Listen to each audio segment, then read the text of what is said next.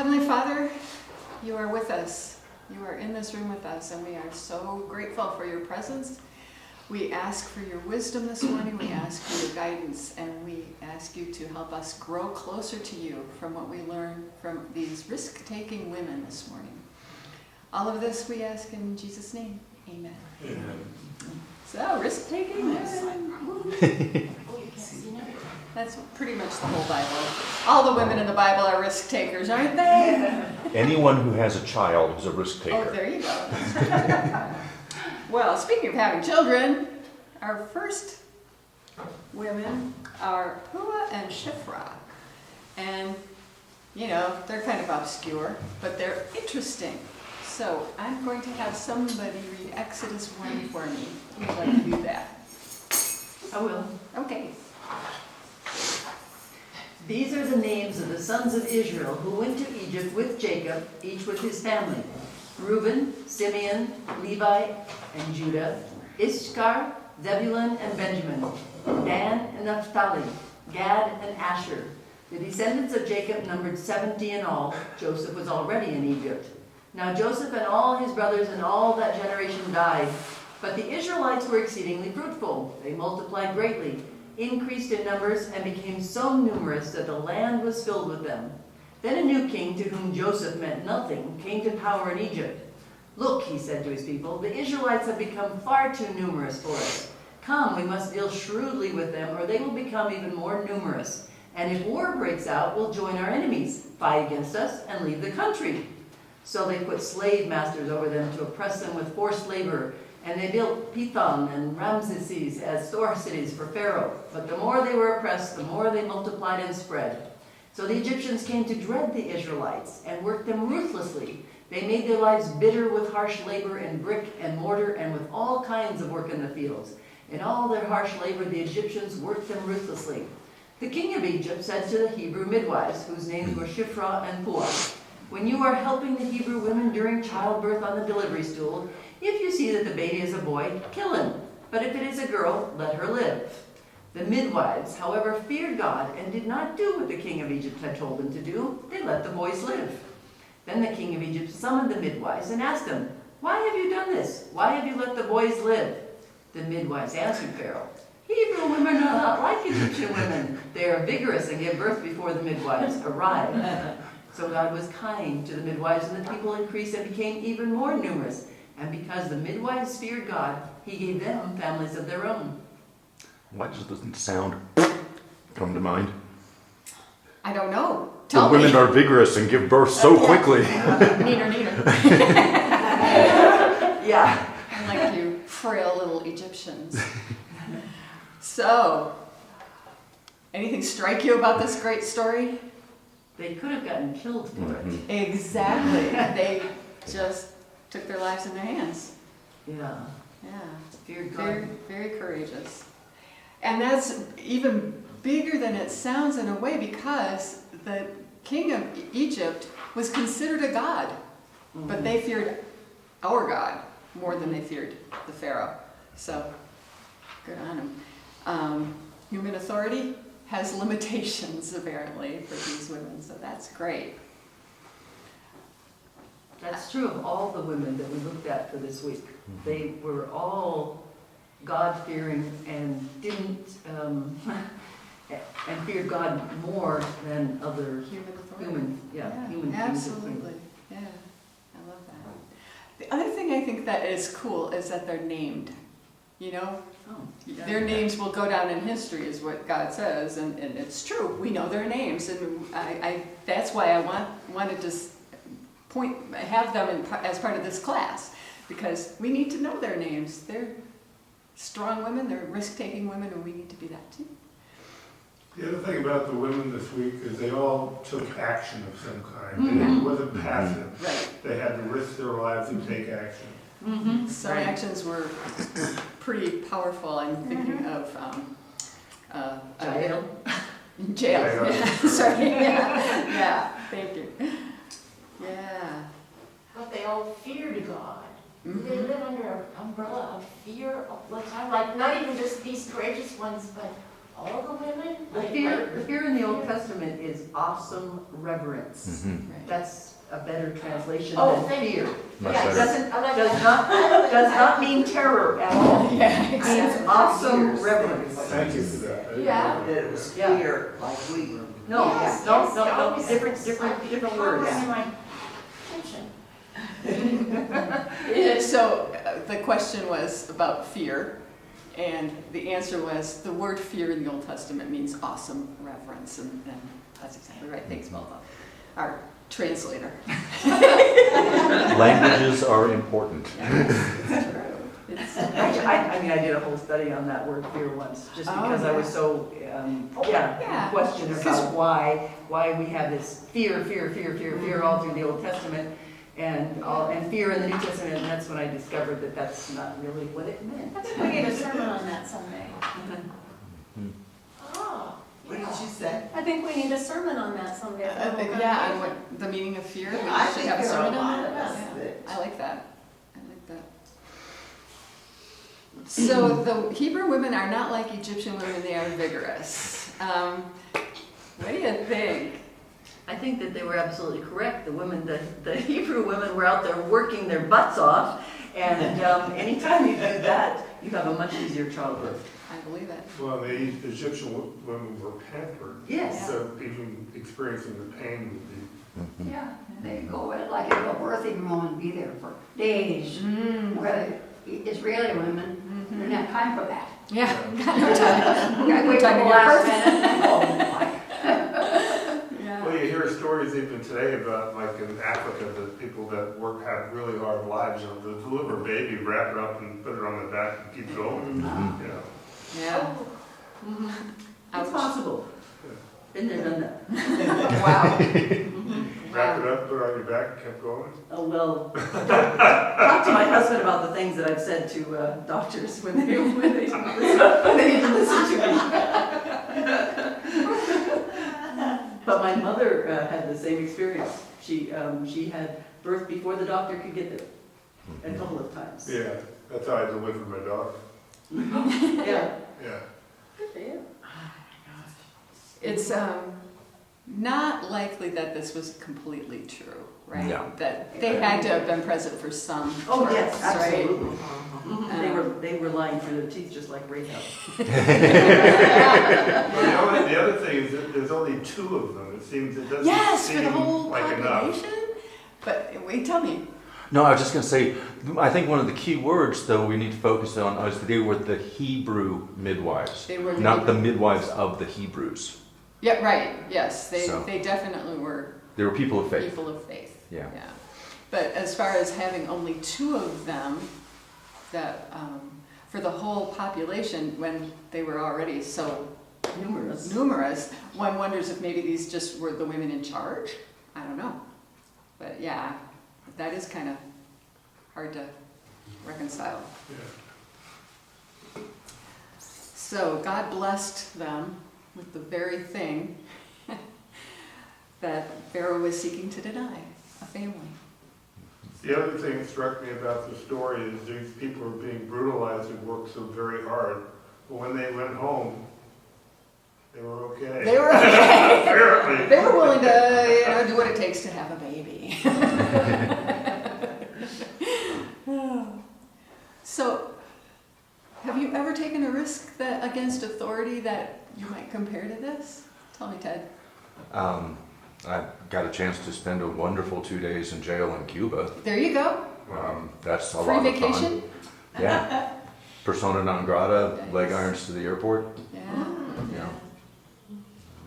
So you took your life in your hands? Okay, And then I so went tell back. the rest of the story, Ted. We had been working in Cuba as missionaries, and we had set up a series of pharmacies with 12 different churches. We had trained a pharmacologist for each church. We smuggled in about $65,000 worth of medicines to stock the pharmacies. One church of a certain southern denomination, the pastor came to me and said, "We have a better idea before we give anybody," because everything was supposed to be un regalo gratis. It was supposed to be a free gift. to the community, not just the members of the church. Right. We have a better idea. We're going to make people sign a form saying they're going to attend church 3 times before they get their medicine. Oh, And I said, that is not the gospel. That's not what we're here for. Well, you don't have a choice. Yes, I do. I'm distributing the medicines that I was going to give to you to the other churches. And he turned me into the police. right. He said what? He turned me into the police. Oh. So I spent 8 hours with a Vietnam era M16 up against the back of my head during the interrogations, and it was a wonderful time. Cuba's a wonderful island. And then after we got back, 4 months later, a man walked up to our door, said, "This letter's for you," turned around and left, and it was an invitation from Pastor Danielle, the guy that we worked with, to come and preach the Easter service. And I went in and said to Glenda, "I can't say no." And when they had processed all my work, they put my middle name as my surname, which happens often here in Latin America, and they transcribed 2 different digits on my passport wrong. And Glenda, in her heroism, said, "I understand you have to go, but there's no way in hell that you're going to go without me." And so we went and spent another 2 weeks in Cuba, working with Danielle and his people. So, Oh, that's a beautiful story. hard to tell. Hard to top, too. So if I ask again, who's taking a risk like this, I'm not sure we'll get anybody. I was in a Russian gulag for about 6 weeks. And they were the best 6 weeks of my life. Tough enough. Very good. So, any other thoughts about why this story is in the Bible, why it's important? I think it sets up the issue of our obedience to government in light of our obedience to God. We are supposed to obey the government unless the government is contradictory to what we find in Scripture. There you go. I like that. And I don't think that these women were rewarded because of being deceitful. I No. think that they were rewarded for obeying God. Right. Well said. Thanks. Any other thoughts? When did you go up against authority? Because I was also in Cuba a few years back, and I purposely made contact with one of the local churches where we were, with the intention of leaving them all of the clothes that I had brought, which is what I did. And I told them that it was specifically for the reminder that God still loves them, even though they didn't have very much. But I can remember that fear because we were watched. Cuba was just barely opening its doors. We had to go in. They did not stamp our passports. They just stamped another piece of paper on the side. Stuck it in there. And Was Yeah. that at Cantates Yeah. Del Lago tour? Yeah. I was supposed to go on that. Yeah, so she got sick that And then the morning. night before, I got deathly sick with food poisoning, and I couldn't go. I was so disappointed. yeah. You always come back from Cuba with an empty suitcase. Yeah, yeah. I sailed out of there, through all the airports coming back, and everybody else was like, "How did you get through so?" I left everything behind.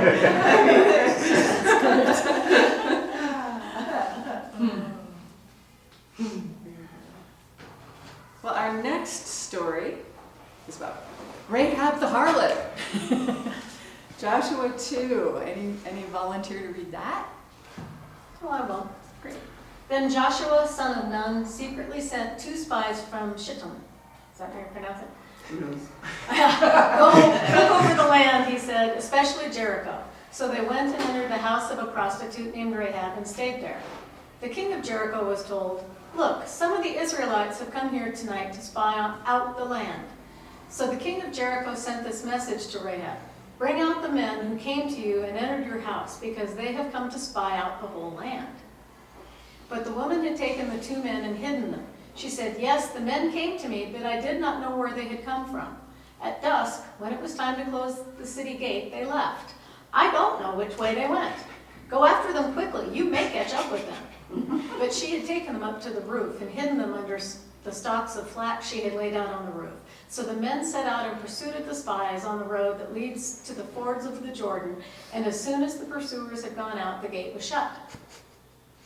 Before the spies lay down for the night, she went up on the roof and said to them, I know that the Lord has given you this land, and that a great fear of you has fallen on us, so that all who live in this country are melting in fear because of you.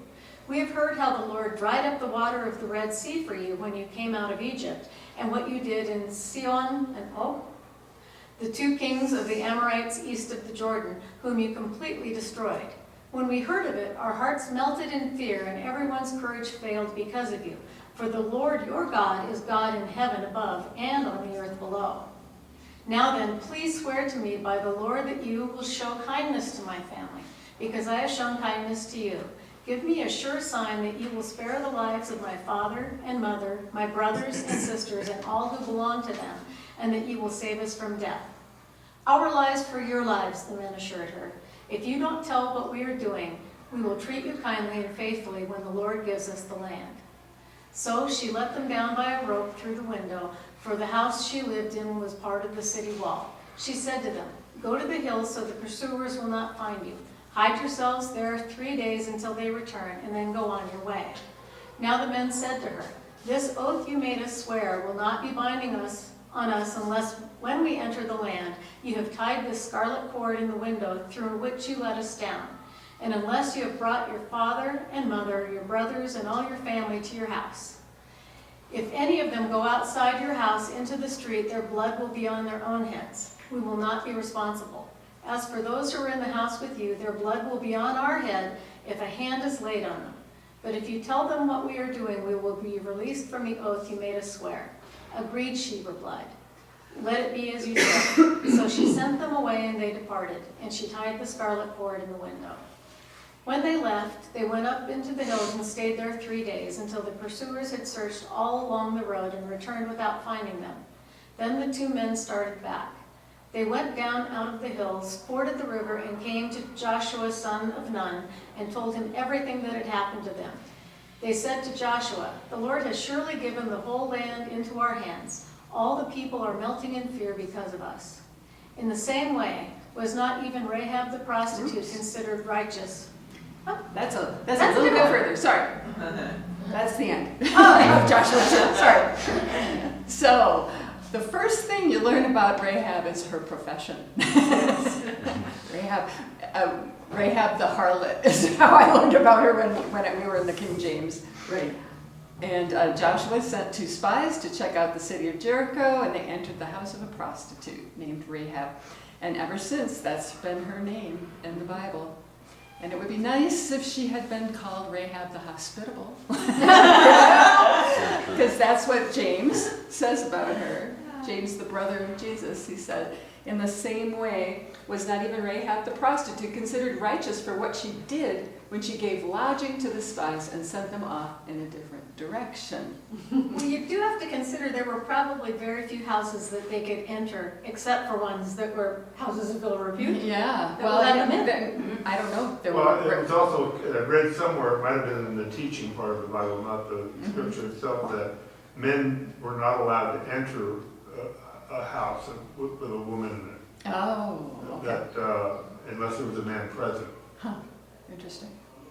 Also, at this time, a large percentage of what we would consider innkeepers were prostitutes. And perhaps vice versa. It Mhm. might be that that word might mean innkeeper Mhm. rather than prostitute. Some people argue that. Yep. Who knows for sure. But if she were a prostitute, we do know that it wasn't by choice.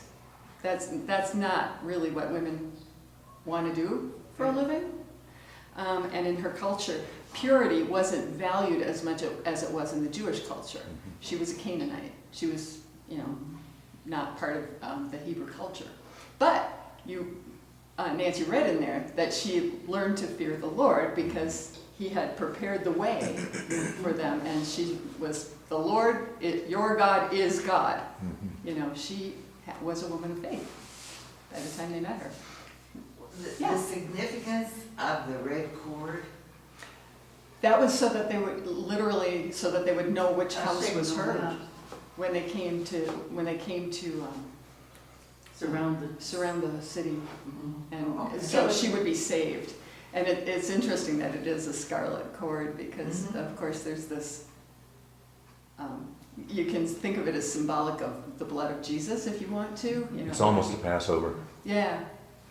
And Yeah, those- yeah, kind of a Passover thing. Yeah. That's right. They painted the doorposts and lintels with the lamb's blood for Passover. So, yeah. Also the 3 days. Oh, that's Oh, interesting. that's true. I never thought of that. I learn something here every week. I wonder, it was the city, surely it was being patrolled or somebody was watching. Wouldn't somebody question this, like, it would be Red like a carpet. prison with, the bed sheets all tied and hanging on the wall. I think they were felt under siege. I don't think they were going out there. They were very afraid. Their hearts were melting in fear, they said, about the Israelites. So I don't know that there would be a lot of people wandering The gates were around. closed. The gates were closed, The gates were closed. but I don't know. And it was if- at night, and there wasn't any outside lighting to show up. No streetlights. But it was still out there 3 days. or When did however she many put days. it out? At night, to let them down in the middle of the night. To let them down in the middle of the Right, night, but and she they had were to gone leave it for out. 3 days before they came back. Oh. Oh, she No, just let she them put it down out. then. She put it out again, didn't she? Oh, I don't know. The I straw thought cord she was just like left Yeah, it that. was supposed to be out all the time, yeah. Yeah, it was almost. Because I don't know that she knew when they would be coming back.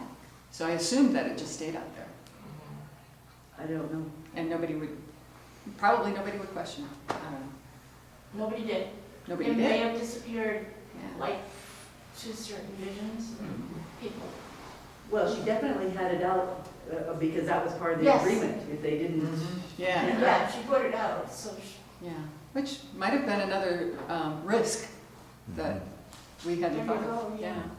Yeah. But she certainly risked a lot by lying to the people who'd come for them, hiding them under the straw and flax up on her roof, all of that. She was very clever. Very clever, really quick thinker.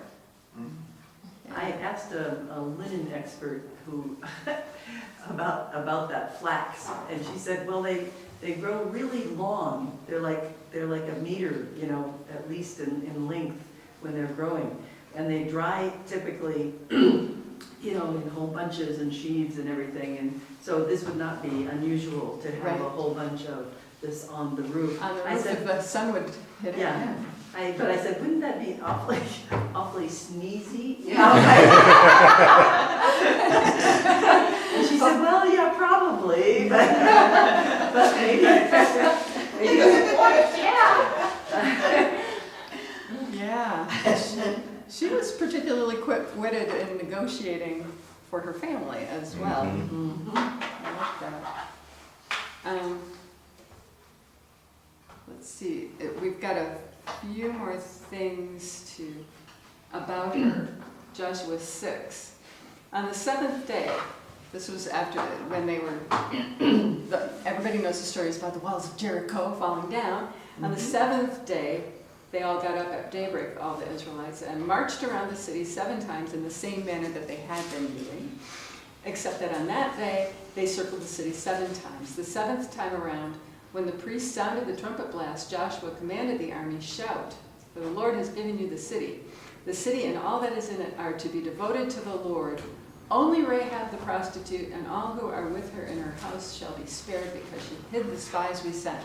Told the whole army that They were being saved by a woman that they didn't even know. that they didn't even know. Yeah, yeah. I like that. I like that. Joshua knew her, by name. I do struggle with, slaying everybody, men, women, children, old people, all of that. I mean, the Israelites were able to leave Egypt alive. Pharaoh didn't kill them all. God protected them certainly, but did you really need to kill everybody in the city? Well, Pharaoh went after everybody and would have killed them. Yeah.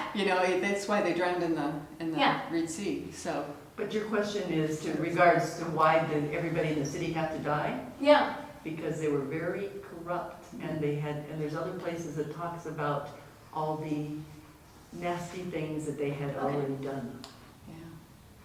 But not sparing But the in babies, you know, in and things like that, yeah. It's hard. And in that culture, it would have been, the revenge aspect you see later on, which is, if someone is left alive, I mean, they speculate that that's, that the Haman, who went after all the Jews in Esther's time, he was a result of someone who was left alive with his mother and then Okay, went after all the Jews much later because of the, Yeah, that's the limitation. When God says an eye for an eye, that's limiting vengeance. It's not ratcheting it up, because typically it was, you took vengeance 10 to 100 times more. Right. And, yeah. thank you. But you have to search for those where it talks, you know, and usually it's only like a sentence. It says, you know, the explanation of why everything was so bad and had reached such a level of deterioration. And they didn't want, God didn't want the Israelites corrupted by that. The Israelites had to be very separate. That was kind of the point of choosing them, was to Yeah. keep them very separate. And they did have a Assimilation was an issue. They did have a tendency to do that. They did. Yeah, it's not easy to kill everybody, I'm sure. Yeah. Nobody really wants to do that. Oh, there's a little bit more here. Joshua said to the two men who had spied out the land, go into the prostitute's house, bring her out, and all who belong to her, in accordance with your oath to her. So the young men who had done the spying went in and brought out Rahab, her father and mother, her brothers and sisters, and all who belonged to her. They brought out her entire family and put them in a place outside the camp of Israel. Then, here we are, then they burned the whole city and everything in it. They put the silver and gold and the articles of bronze and iron into the treasury of the Lord's house. But Joshua spared Rahab the prostitute with her family and all who belonged to her, because she hid the men Joshua had sent as spies to Jericho, and she lived among the Israelites. She lives among the Israelites to this day. And isn't she mentioned in Matthew's account Yes. of the lineage of Jesus? Yes. Mhm. So she obviously married an Israelite. So, yeah, this is not the end of her story. God blessed her again and gave her a husband from the Israelites, and he was a man of some stature, named Salmon, from the tribe of Judah. That's important. And he came from a prominent family. Judah's son, Perez by Tamar, was legally Judah's firstborn. He was one of twins, but he was the firstborn. And his firstborn was Hezron, and his firstborn was Ram, who was the father of Aminadab, the father of Nahshon, and the father of her husband, Salmon. Together he and Rahab had a son named Boaz, and all that family tree you can read about in the Gospel of Matthew. So she became an ancestor of Jesus, the Messiah. And what does it say in Hebrews? Oh, this is also about her faith. By faith the prostitute Rahab, because she welcomed the spies, was not filled with those who were disobedient. And her whole family, she saved her whole family as well, which is interesting. I always wonder about that. Why did they let her become a prostitute if she really was a prostitute? That's why that innkeeper idea kind of makes There's a sense. question on that, yeah. Yeah. I was just going to say, it goes back to what you and Wayne and I were talking about in our prayer time yesterday, that every saint has a past and every sinner has a future, Yeah. you know, and there's a beauty in that. There is. There really is. And here's the Matthew part where her name is mentioned. His mother was Rahab.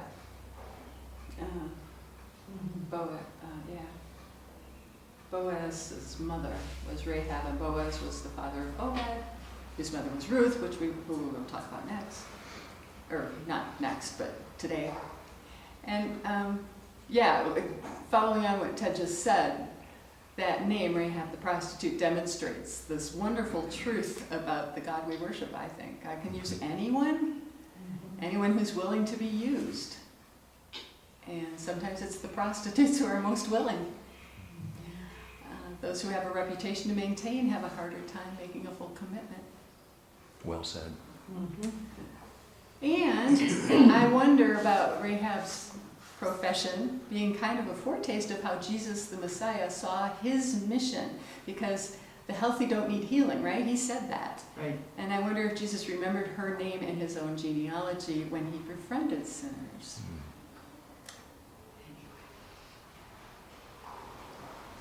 Any other thoughts about why this story is important for us to look at? Well, today the Jews are saying the same thing. They will not leave anyone who belongs to Hamas alive. Oh, yeah. They will fight until everyone is dead. Which is crazy, And unfortunately. so it seems like it's, Yeah. in a way, followed down through history. Mm. To almost the present day. Ouch. I don't know, does anyone disagree with me? No, I totally agree with you. Yeah. I mean, that they don't even want any ceasefire because they are afraid that the Hamas will escape and they won't be able to get rid of them. But Hamas has pledged that they will destroy all of Israel, I mean, and kill all Israelites. So, you know, Yeah. it's So like anyway, their it's just position a- is we can't stop until we kill all of them. Painful. so just kind of, Very painful. Thing that's left out are the innocents. You know? I wish these people who decided to start the war, I wish they fought with each other, the Yeah. individuals. They're hiding in tunnels. Yeah, well, yeah. We think. Our next risk-taking woman is Jael. I don't know how else to pronounce her name. Yael? I don't know. Jael? Jael. Chica. Chica. So, Joshua, in the story of Rahab, he was in there, right? He was leading the Israelites, and well, I guess they called themselves the Hebrews back then, or somebody called them the Hebrews, into the promised land to take over. After he had done that, there wasn't any single leader that all the Israelites looked toward. There was no king. So instead, the Lord raised up judges who were in some cases tribal leaders who would adjudicate disputes. That's what judges do, right? But most of them were military leaders who protected the people. And this story of Jael comes during the time of the judges. And that's not terribly long after the story of Rahab.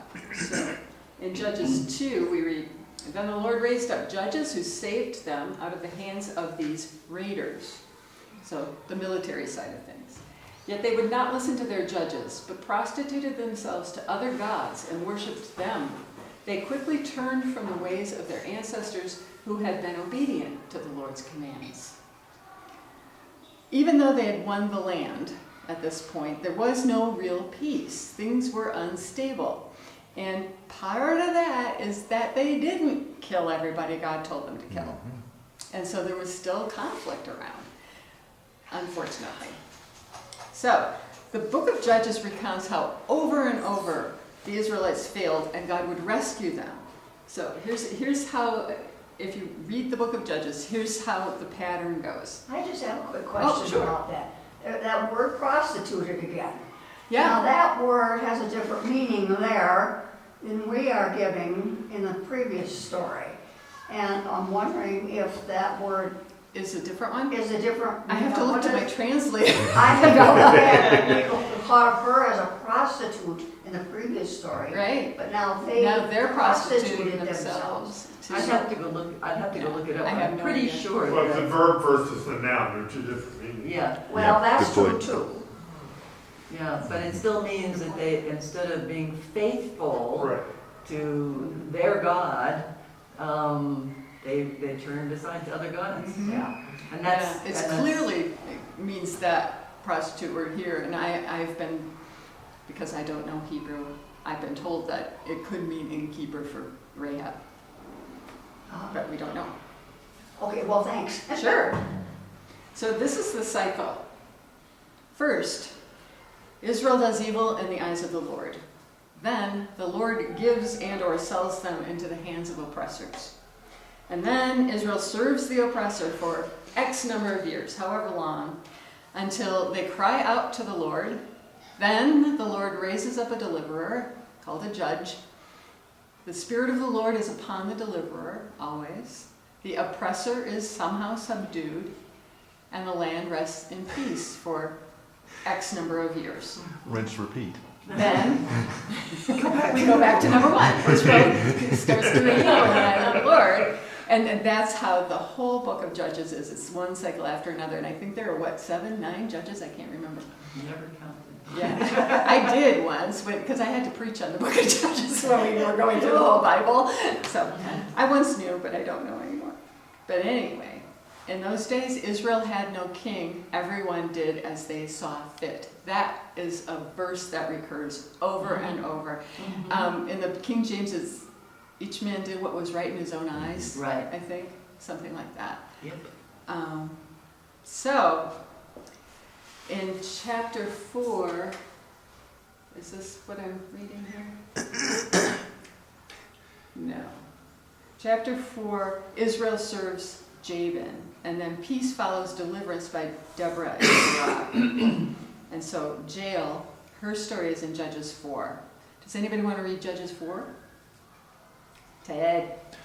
Again, the Israelites did evil in the eyes of the Lord, now that Ehud was dead. So the Lord sold them into the hands of Jabin, the king of Canaan, who reigned in Hazar Sisera. The commander of his army was based in Harosheth Hagoyim, because he had 900 chariots fitted with iron and had cruelly oppressed the Israelites for 20 years. They cried to the Lord for help.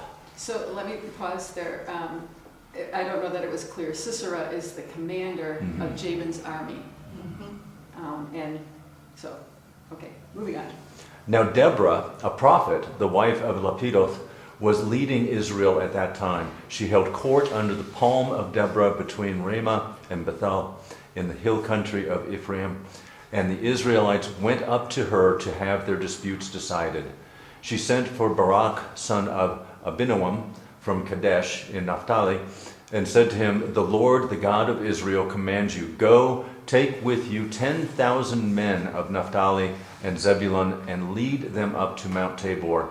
I will lead Sisera, the commander of Jabin's army, with his chariots and his troops to the Kishon River, and give him into your hands." Barak said to her, "If you go with me, I will go, but if you don't go with me, I won't go." "Certainly I will go with you," said Deborah, "but because of the course you are taking, the honor will not be yours, for the Lord will deliver Sisera into the hands of a woman." So Deborah went with Barak to Kadesh. There Barak summoned Zebulun and Naphtali, and 10,000 men went up under his command. Deborah also went up with him. Now Heber the Kenite had left the other Kenites, the descendants of Hobab, Moses' brother-in-law, and pitched his tent by the great tree in Za'ananun, near Kadesh. When Better than me. when they told Sisera that Barak, son of Abinoam, had gone up to Mount Tabor, Sisera summoned from Harosheth Hagoyim to the Kishon River all of his men and his 900 chariots fitted with iron. Then Deborah said to Barak, "Go, this is the day the Lord has given Sisera into your hands. Has not the Lord gone ahead of you?" So Barak went down Mount Tabor with 10,000 men following him. At Barak's advance, the Lord routed Sisera and all his chariots and army by the sword. And Sisera got down from his chariot and fled on foot. Barak pursued the chariots and army as far as Harosheth Hagoyim, and all Sisera's troops fell by the sword. Not a man was left. Sisera, meanwhile, fled on foot to the tent of Jael, the wife of Heber the Kenite, because there was an alliance between Jabin, king of Hazor, and the family of Heber the Kenite. Jael went out to meet Sisera and said to him, "Come, my lord, come right in, do not be afraid." So he entered her tent, and she covered him with a blanket. "I'm thirsty," he said. Please give me some water." She opened a skin of milk and gave him a drink and covered him up. "Stand in the doorway of the tent," he told her. "If someone comes by and asks you, is anyone here, say no." But Jael, Heber's wife, picked up a tent peg and a hammer and went quietly to him while he lay fast asleep, exhausted. She drove the peg through his temple into the ground, and he died. Then Barak came by in pursuit of Sisera, and Jael went out to meet him. "Come," she said, "I will show you the man you're looking for." So he went in with her, and there lay Sisera with the tent peg through his temple, dead. On that day God subdued Jabin, king of Canaan, before the Israelites, and the hand of the Israelites pressed harder and harder against Jabin, king of Canaan, until they destroyed him. And they lived in peace for X number of years until. Yeah. Back to number one. Wow. This is a story that I never learned in Sunday school. I don't know why not. But yeah, I was well, a teenager, I think, before I ever read that. So, that's a crazy thing. So she was in a difficult position, actually, Jael was, because she had conflicting loyalties. Did you pick up on that? Her husband, Heber, the Kenite, had made an alliance with the enemy of Israel. The Israels were distant relatives of the Kenites. They're descendants of Moses' brother-in-law, so there's some connection there, but anyway, they'd been associated closely with the Israelites since earlier times. And there they were. They were a clan of metal workers in the Sinai Peninsula, semi-nomadic, living in tents, engaging partly in agriculture. And so her actions proved her loyalty to the Israelites and to their God. So that's part of the risk she took. It wasn't just, killing a general and an army. That was part of it. She gave him a drink and she covered him. And usually this is a strong pledge of protection. Giving him, he asked for water, she gave him milk. She treated him like a guest. Her tent and her blanket were symbols of the protection that he would enjoy through the laws of hospitality. The Kenites, to whom Jael's husband belonged, however, were this semi-nomadic tribe, and she had to make this choice. She rejected the relations established with Hazor by her husband and killed Hazor's general, Sisera. She knew that Sisera and Jabin were wicked enemies of God's people, and she recognized that a wife is not to follow her husband into rebellion against the Lord. So, when given this opportunity to fight back against the enemies of Israel, she took violent action. 10 peg and a hammer. So she wasn't on the battlefield, but she certainly was a soldier. She nailed it. She nailed it. Well, and Whoa. You've been waiting for that one. note to talk about milk in a skin is fermented milk. Oh. And that by giving that to him, she actually made him go to sleep. Oh. Kefir. There you go. Jumping back to Deborah, too, when you're looking at the opposing forces, it emphasizes that the chariots were chariots of iron in what was mostly still a Bronze Age. I mean, these guys had tanks going up against mopeds. Right. Yeah, except where they asked them to go, floods on occasion and becomes a mire, and they can't even roll the chariot through. Good point. That's where that Yeah. He got stuck. So, one thing about being semi-nomadic is that you're hammering tent pegs. She was familiar with her weapon of choice. I have a question about that, kind of, because I thought about it quite a bit. I had thought about it. Now, as a woman, could you kill somebody? Physically or? Yeah, Oh, yeah, could you kill somebody? Physically? Yes. Sure. Absolutely. I Oh, could, in the prison system, I could kill somebody with a big pen. Oh, she, look out. she had a tent peg. She must have been quite strong. Yeah. Because when you think of putting a tent peg down, she would have had to put it down, and then she had a hammer. 3-pound I don't know hammer. what, tap, Yeah. tap, or what, that would, to A single hit- blow would have hit done the it. peg so hard that it would go through his, and this is hard here. Not that. That's But hard Yeah, this stuff. is a soft spot. The temple is the softest part, though. Well, that's true too, but I just kind of thought Yeah. about that because, She must have been strong. The tent peg must have been very sharp. Mm-hmm. So was it like Oh, sharp? they had iron. This, So, yeah, it was, it could be it very could have been an sharp. iron instead Yeah. of wood. Oh, I hadn't thought about it that way. Yeah.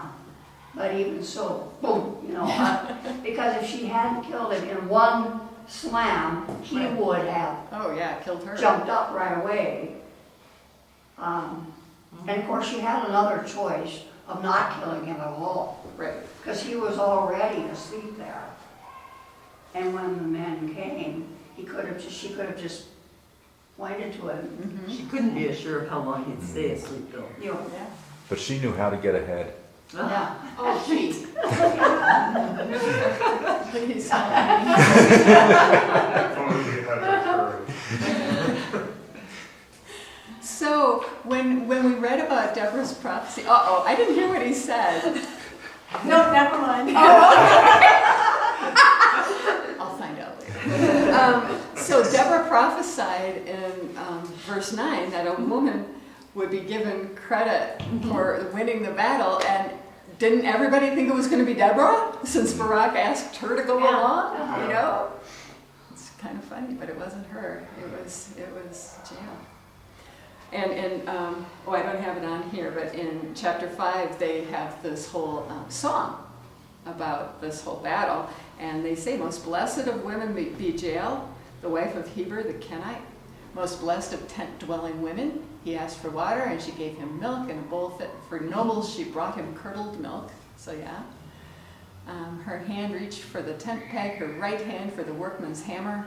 She struck Sisera, she crushed his head, she shattered and pierced his temple. At her feet he sank, he fell, there he lay. At her feet he sank, he fell, where he sank, there he fell, dead. So that means he must have started to get up. Yeah, maybe. Or maybe this is just poetic license, because this is a song. I think the Beatles reprised that song. Back till Silverham.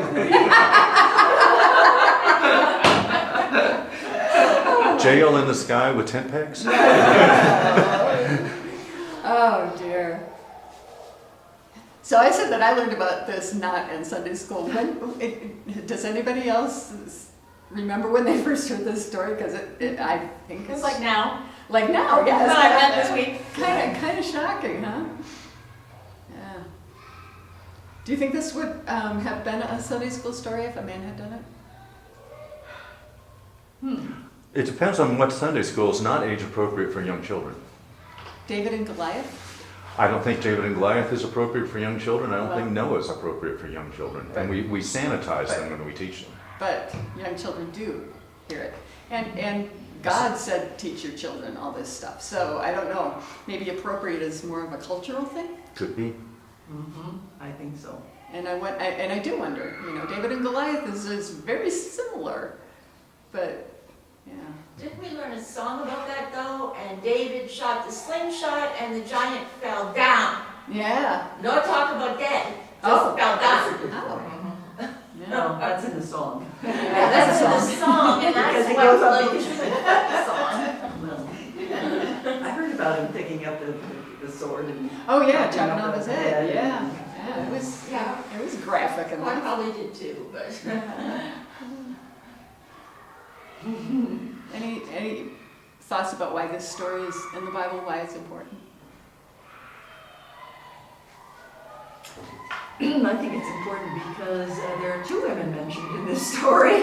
And we're going to come back to Deborah later, too. That's right, I did check to see why she wasn't listed in this part, but then I realized you have her later on. But yeah, it's very important because she is listed as a prophet. Yeah. Sometimes some versions say prophetess, but it doesn't really matter. It's the same, It's not changed. Same same thing. job description. Right. Yeah. Also, I mean, it's very clear that she superseded the importance of Barak the general. Right. And, and this is being put out in a time in the culture where that would be very unusual to even tell the story. And her husband. Mm-hmm. Yeah, And we talked about that Yeah. in Adam and Eve, women are to submit to their husbands, but not necessarily other men. Well, she didn't even submit to her husband. Mhm. That's interesting, but she followed God. I have a friend who is named after her, Really? and you probably all know her, Deborah Oh. Kruger, Yeah. the artist. Yeah. In Chapala. Mhm. If you go down by the Red Cross, she did a huge mosaic in front of her house, right opposite the Red Cross in Chapala. Yeah, and I was talking about jail. Oh, okay. Going against her husband, because he had had that treaty. Oh, I see. Yeah. Okay, I see. Gotcha. Because Yeah, I don't know. because Deborah didn't go against No, her I don't husband. think so. No, he was supportive. Yeah. Somebody else have a comment? Non-supportive women, Abigail, Yeah. jail. I don't know if it's significant, but it said they killed them all, Right. except for him, and then she killed the last one. I don't know what that means. But they were totally destroyed when she killed him. Yeah. He ran away on foot. Nice for a general. Cowardly, Yeah. go down with the ship kind of thing. Exactly. He didn't do that. Yeah. I hadn't thought about that.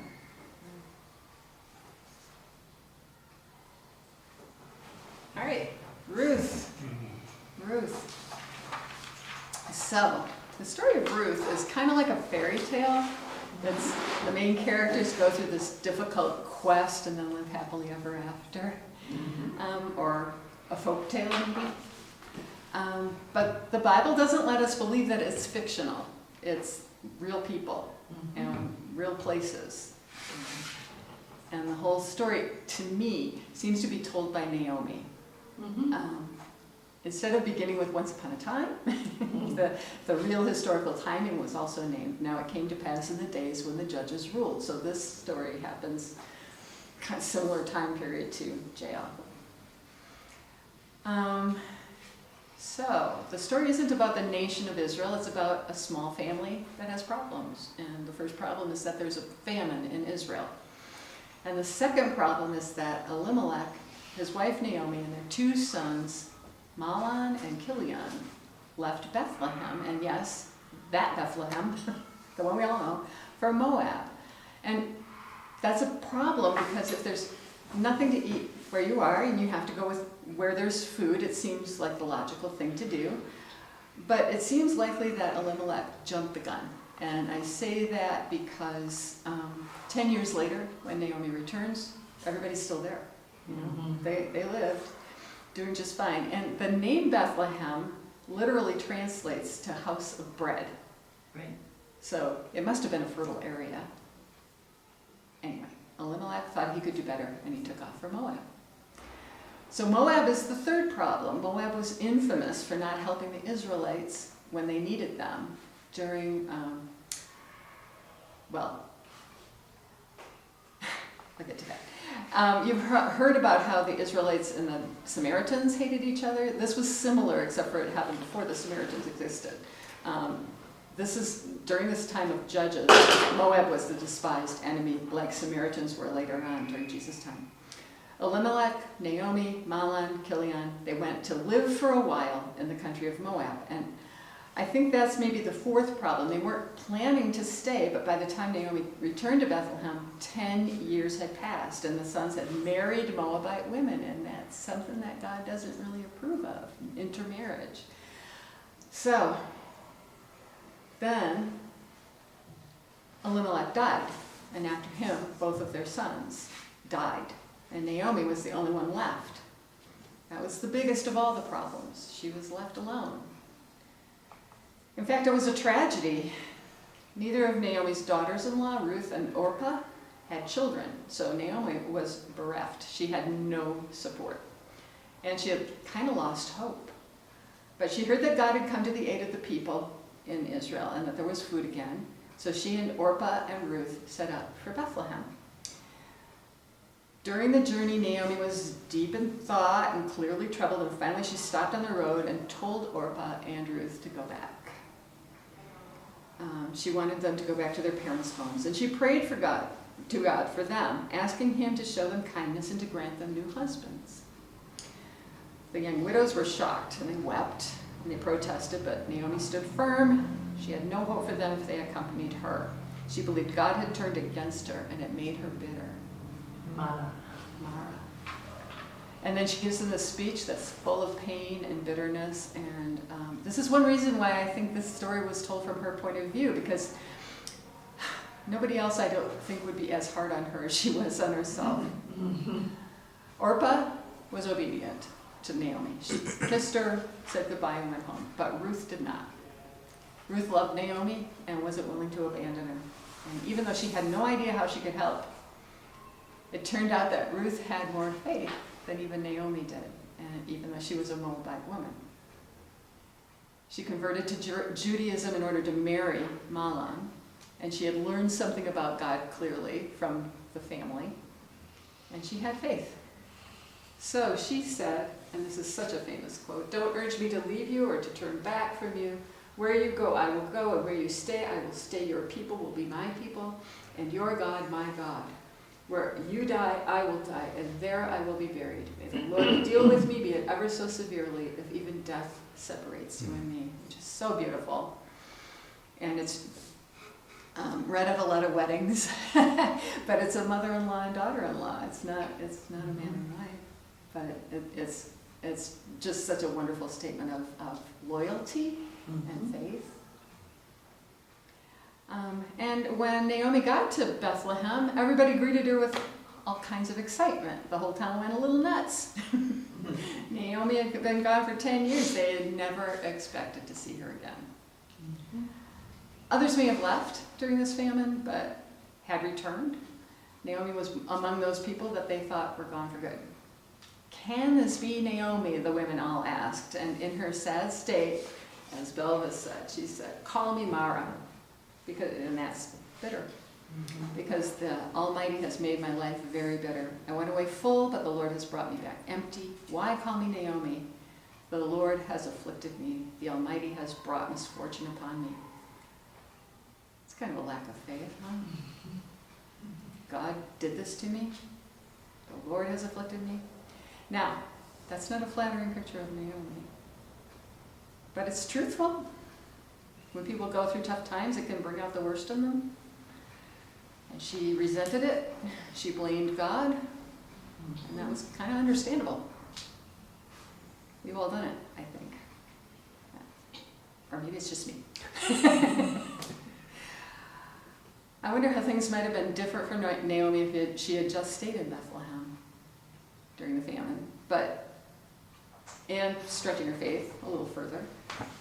It might have been the right thing to do, but God had a plan that included Ruth. So, there you have it.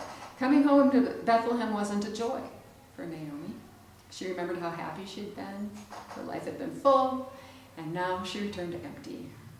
She was hopeless. But Ruth seemed to be energized. The barley harvest was beginning, and she had an idea, right? She said to Naomi, "Let me go to the fields and pick up the leftover grain behind anyone in whose eyes I find favor." And Naomi said, "Go ahead, my daughter." And that gleaning is part of the law of our God that he had given to Moses. In Leviticus it says, "When you reap the harvest of your land, do not reap to the very edges of your field, or gather the gleanings of your harvest. Do not go over your vineyard a second time, or pick up the grapes that have fallen. Leave them for the poor and the foreigner. I am the Lord your God." I love that too. I mean, what nation has that in their law 3,000 years ago, you know? Oh, even you have a nation that does that? Not 3,000 years ago, but France has recently passed a law that any food that is within, I believe, 2 days of spoilage needs to be, the shops need to give that to the poor. Okay. Just kind of interesting. France, that other paragon of godliness. Good food. That's true. Good food. That's true. Good cheese, don't knock it. Yeah, that's absolutely true. Too many jokes. I heard a snort. Almost. So, I think that Ruth might have found it easier to follow a God who does stuff like this, who cares for the poor and the foreigners, and might have felt even better about him than some of the Israelites did, like Naomi, who was born into God's family. The foreign gods of that time, anyway, cared mostly about war. To get anything from them, you needed to sacrifice and sacrifice, and even then the gods didn't necessarily care about them. They were only appeased by sacrifice. A God who really cared about the poor would be incredibly appealing, and that was true in Jesus' day too. There were a lot of God-fearing Gentiles we read about in the Bible. So, our God is an attractive God. So Ruth went to a field, asked permission to gather behind the harvesters, and a few hours after she began to work, the owner of the field arrived. The workers were happy to see him, which is nice, and they greeted him with pleasure, and he noticed Ruth, and he asked about her. And he came over to her and began a conversation. He had heard about her before he met her, and the news of her arrival in Bethlehem was everywhere because of Naomi. Boaz immediately took Ruth under his protection, and he said, "Don't go and glean in another field, and don't go away from here. Stay here with the women who work for me. Watch the field where the men are harvesting, and follow along after the women. I have told the men not to lay a hand on you, and whenever you are thirsty, go and get a drink from the water jars the men have filled." So, apparently during this time of the judges, a young widow might not be entirely safe, and particularly a Moabite woman, a stranger. And then Boaz invited her to lunch, and she ate with the harvesters, and Boaz gave her bread and roasted her grain to eat, and she kept enough to share with Naomi. And when Naomi learned it was Boaz who protected Ruth, she had her first glimmer of hope. And she told Ruth, "The man is our close relative. He's one of our guardian redeemers." And do you all know what guardian redeemers are? They're close relatives who are responsible for getting family members out of difficulties. Hey, Naomi's in difficulty.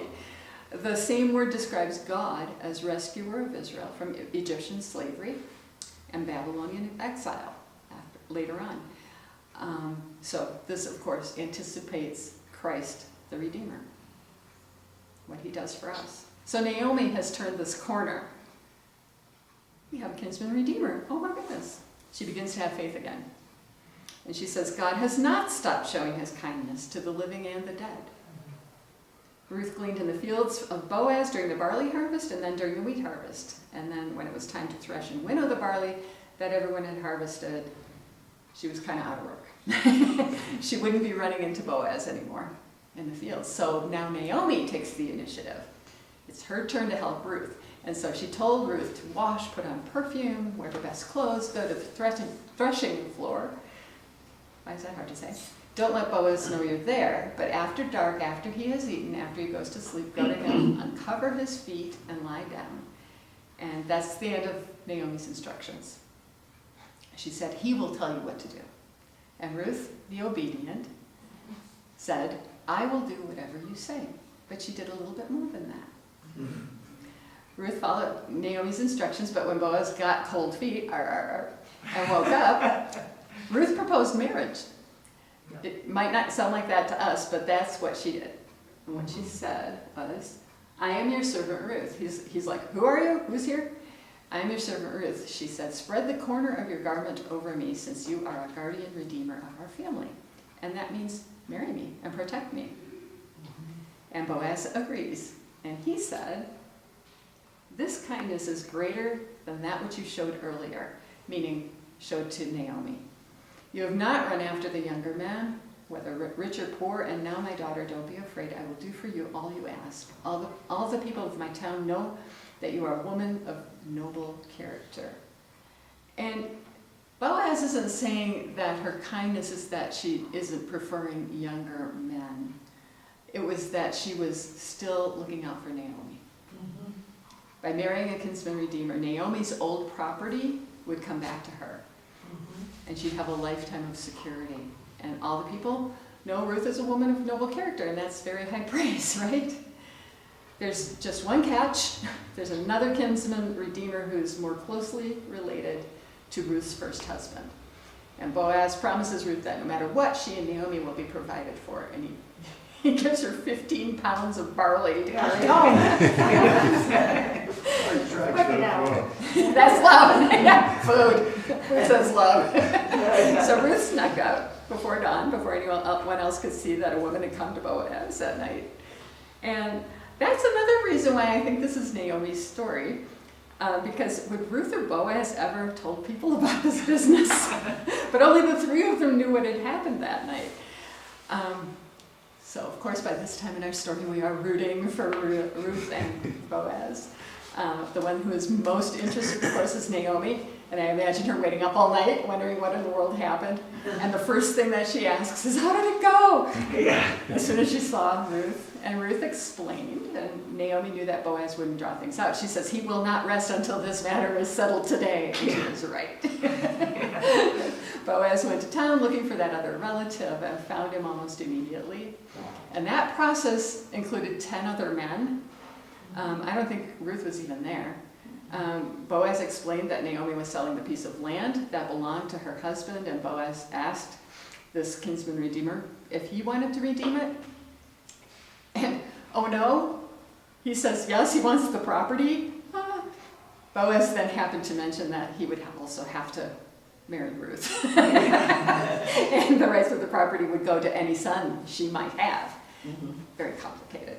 So, but not so complicated to this primary guardian redeemer, Boaz. He says, this guy says, well, never mind then. I can't endanger my own estate. So he gave up his right to the property, and Boaz bought all of it, all the property of Elimelech, and acquired Ruth as his wife in front of all these 10 witnesses. Like I say, I don't even know if Ruth was there. They were delighted. They blessed Boaz, saying, importantly, through the offspring the Lord gives you by this young woman, may your family be like that of Perez, whom Tamar bore to Judah. Yeah? Something interesting too, scripture makes it clear that if a man would not take care of his family, his name would never be remembered. Oh. This kinsman redeemer's name is isn't never remembered. told. Yeah. This right. is a slap in the face. That's interesting, but you're right. Yeah. Huh. Well, we haven't talked about Tamar and her son Perez. Also, the firstborn of twins, but he's from Judah's line, and that's the line of David and Jesus. And he was the direct ancestor of Boaz. And of course, Ruth did conceive, and she did bear a son, and his name was Obed, and he was the father of Jesse, who was the father of King David. And we find that out in Matthew 1, 5, and 6, and I have that up here too. So Salmon, the husband of Rahab, they had Boaz. Boaz was the father of Obed, whose mother was Ruth. Obed was the father of Jesse, and Jesse the father of King David. So that's how Ruth, a Moabite, got named in Jesus' genealogy, a foreigner. First Rahab the harlot, then Ruth the Moabite. Yeah, it's not the most distinguished of genealogies, but there you have it. The story ends with Naomi. Again, like I think it's her story. She took the child in her arms, cared for him. He was like her own son. And she was the one, I believe, who told Obed the story of how his parents got together and how it became this history. And surprisingly, they all lived happily ever after. Ruth herself must have been surprised by all the acceptance and love she got from this community, being a foreigner. The women living in Bethlehem told Naomi, your daughter-in-law who loves you is better to you than 7 sons. And we know Boaz was surprised by the loyalty that Ruth demonstrated, and I imagine that Naomi was the one most surprised by this incredible turn of fortune. And it all happened because Ruth loved her. So, I told you the story. I think it was faster than reading the 4 chapters. What can we learn about loyalty and charity and love from Ruth?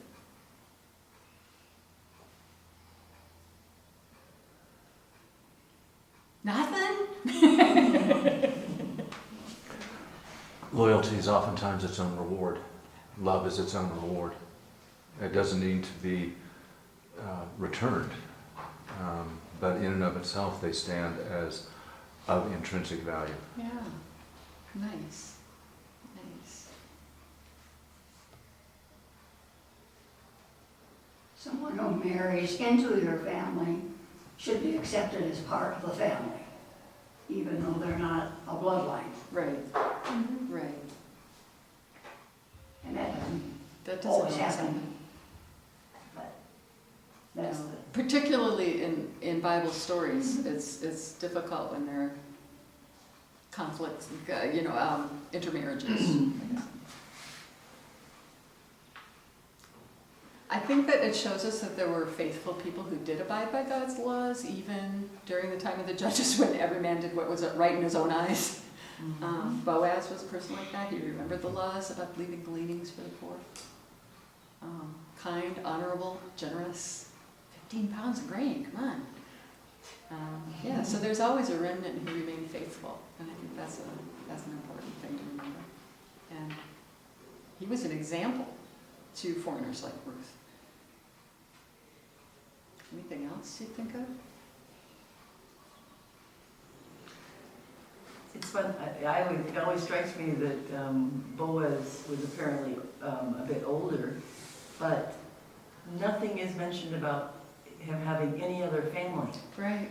Yeah. Yeah, it clearly, the child, Obed, was the firstborn, right? Yeah. And he wasn't already married to somebody else, which Yeah. is obviously part of the problem with the other kinsman redeemer who Yeah. could have. Yeah. He had already had family going. I think that from Naomi we can, go ahead. No, go ahead. There is another thought about what it says about Boaz, but my app here is, I see what's happening. It's trying to read it for me. And I've got it on silent. And so it keeps wanting to go back down, and it's like, okay, stop it, just stop it. One of the things that I love about Bible stories is how they show us that even in our mistakes, things can be redeemed. And Naomi kind of got off the path there. And it might have been her husband who led her astray, I don't know, led her to Moab. But and she really lost faith. She lost faith in God.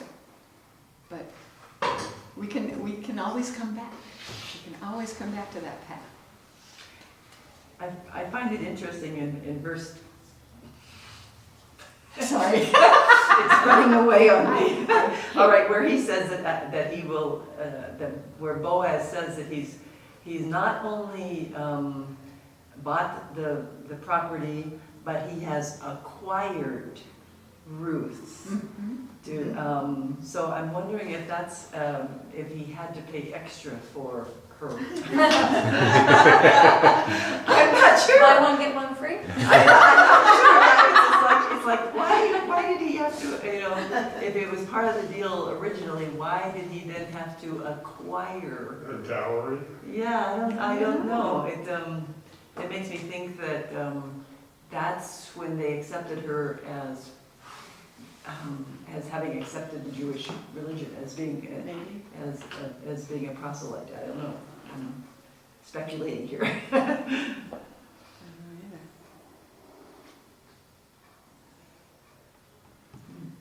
I think it also says that anyone, foreigner or not, can become part of God's family. So even from the hated Moabites. So what risks did Ruth take? Well, she left her home. Yeah. She left her home out of loyalty and love. Yeah. And she's going to a place she's never been, where she knows nobody. She then goes out to glean, which could be potentially very dangerous for a single woman of foreign ancestry. Right. She took a lot of risks. Yeah. She proposed to a man. There's an emotional risk there. Yeah. So I think all of us can say that we've taken one of those risks by moving to a foreign country where we maybe knew very few people, if any. So there's a woman that we can identify with. Anything else?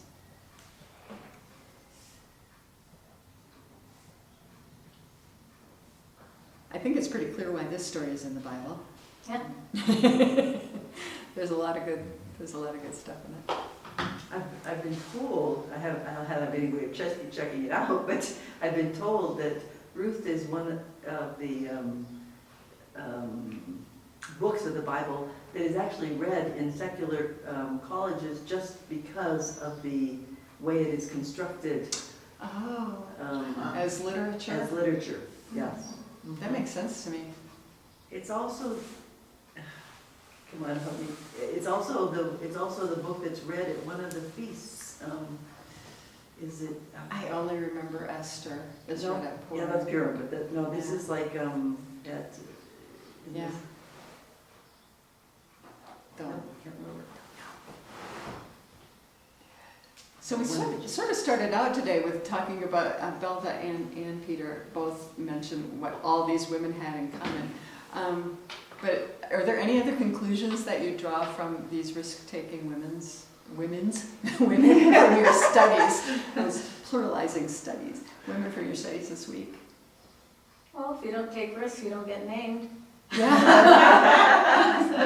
It's true. You have a legacy. Yeah. That's a good point. Yeah. Obedience to God is overseeing of anything else, overseeing of obedience to government, obedience to family, obedience to husband or others in charge. Yeah. Crazy. Well, they weren't subordinate to men necessarily, No. in the actions they took. Exactly. Yeah. That's true of most women in the Bible that we know their names. That there's something that they had to do that makes them risk-taking, and that's why we're going to talk about risk-taking women again next week. We've got a whole another group. So, homework. That's right. So Ted has that for you all. We have Thank you. our homework for an essay this week is: do you think of yourself as a risk taker? What kinds of risks are worth taking, and do any of these women inspire you? And you can answer one or all of those questions. It doesn't have to be long. And then we're next week reading about Abigail. Somebody brought her up today. And Bathsheba, and Esther, and Mary. Mary, the mother of Jesus. Because she took a risk too. All right, that's it. Any questions? Anything else we need to discuss? You are dismissed. Very nice.